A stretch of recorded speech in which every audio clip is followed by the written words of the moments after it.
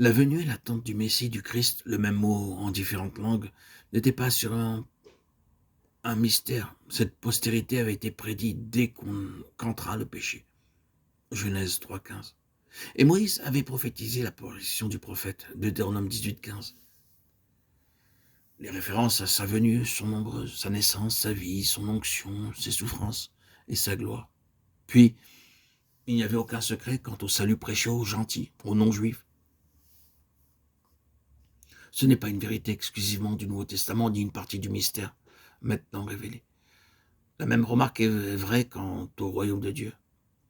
Cela n'est pas manifesté dans le Nouveau Testament comme un fait pour la première fois. Il y a aussi d'autres choses dans le Nouveau Testament qui sont tout à fait manifestes dans l'Ancien. Une autre chose a besoin d'être mise en relief comme inchangée dans les deux ères. C'est la loi de base de tout ce qui a rapport à Dieu. Une certaine confusion a pénétré les pensées de beaucoup de croyants en relation avec le changement et le passage de la loi à la grâce.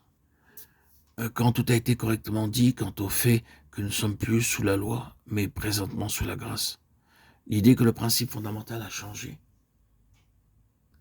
avec les dispensations s'est glissé dans les pensées. Il n'en est pas ainsi. Le principe ou la loi qui est le même dans chaque ère, c'est la foi.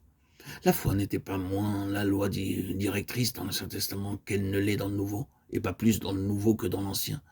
Dans ce temps-là, ce n'étaient pas les œuvres par elles-mêmes qui justifiaient. Pour Abel, Enoch, Noé, Abraham, ou pour quelques autres témoins de l'armée mentionnés dans Hébreux 11, ce n'était pas ce qu'ils firent qui leur permit d'accéder à Dieu.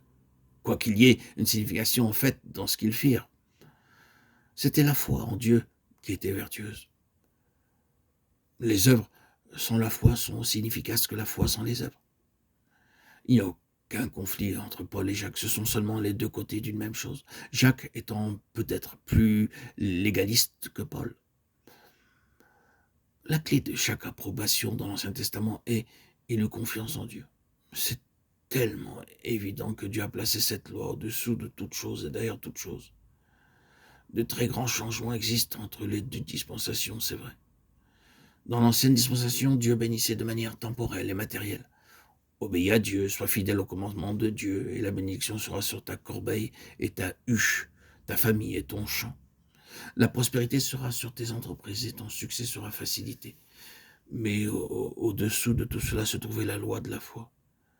Cela ne change pas avec les temps et les économies, ce n'est pas un nouveau principe qui a été montré à Paul. Ceci n'a rien à faire avec, en particulier, sa révélation.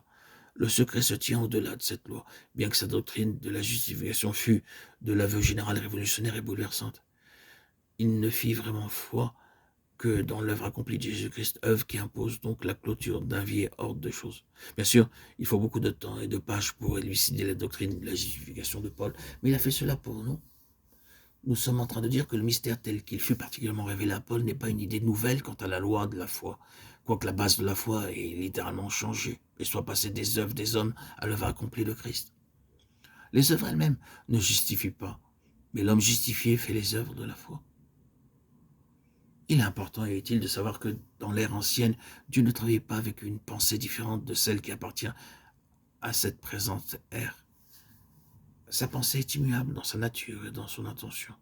Si sa méthode et ses moyens changent, ses pensées et son objectif demeurent les mêmes d'éternité en éternité. Si, dans une ère, il cache ses concepts essentiels, cela ne signifie pas qu'il ne se trouve pas implicitement dans tout ce qu'il choisit et utilise. Ce qui vient à la lumière dans la dispensation suivante n'est pas nouveau dans le sens de ne jamais avoir été présent auparavant dans les activités de Dieu. C'est seulement ce en vue de quoi Dieu a été constamment à l'œuvre depuis le commencement. Ainsi, quand le secret est mis à jour, nous sommes à même de le voir dans les voies de Dieu envers des personnes, un peuple et des choses dès le commencement. Il n'y a pas de réflexion après coup chez Dieu. L'autorité souveraine du ciel est semblable à un trésor qu'un homme a trouvé dans un champ et a caché, et dans sa joie. Il a vendu tout ce qu'il avait et a acheté ce champ. Matthieu 13, 44.